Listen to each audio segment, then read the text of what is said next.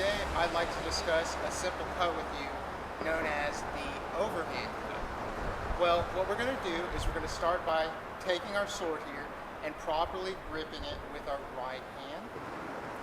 You're going to want to concentrate predominantly on these three fingers, the index, middle, and your thumb.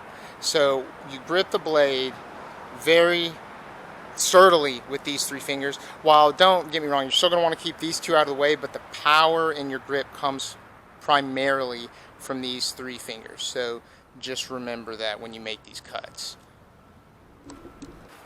Next, we're simply going to take a one-handed grip. With our other hand, we can easily place it over a heart, which is my preferred position, or behind our back, just to keep it out of the way. So with my left hand over my heart and my right hand securely gripped, I'm going to go ahead and do an overhand cut. I easily tilted my hand forward, and it was just a 90-degree cut. And we can just repeat this. I'd like you to repeat it about 10 times.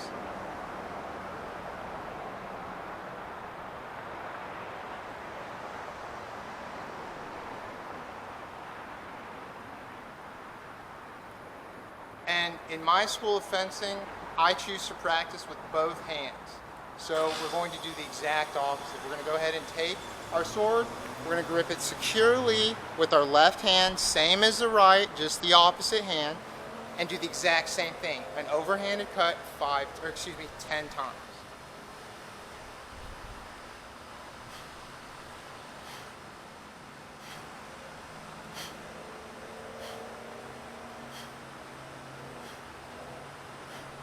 Now these are just the forearm motions. We're not including any of the lower body yet. This is just the beginning to build forearm and grip strength.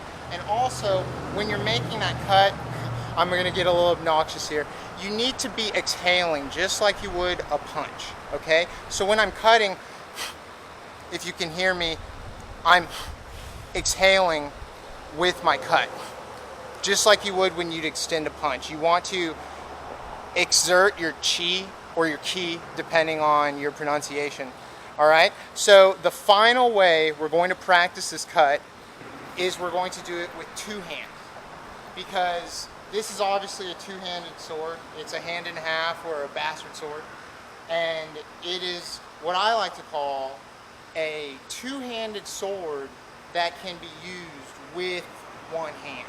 So the thing about that is, you'll always be more impaired, but we need to practice always. And go ahead and just do your regular overhanded cuts with two hands. It's a little different. So you're going to push forward with your right hand, but since you have this left hand here to assist, you can just tilt it up. You see what I'm doing there with the camera? Let me get a little closer for you guys. So you're tilting forward and you're popping up. It's almost like you're just dropping it. If you can see what I'm doing here, like, look, I can do it with one finger. Oh, that's awkward. But see, you can just roll it around this finger. Super easy. And so that's the beauty of a two-handed sword, is actually it requires a lot less effort than doing it with one-handed. But we still want to practice all three ways, okay? Because you never know what type of situation you're going to be in, especially if you're in a situation where you have a sword, right? So let's go ahead and practice this 10 times. We're just doing the forearms. Get you a strong, sturdy base and just do the forearms. So we're popping forward. And remember to exhale.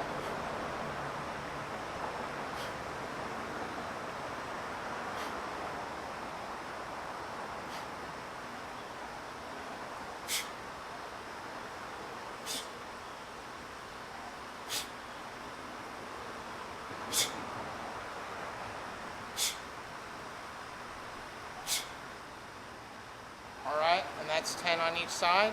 So that basically sums up the overhand cut with a two-handed longsword. You can use this maneuver with any bladed weapon. That's the beauty of swords, all right?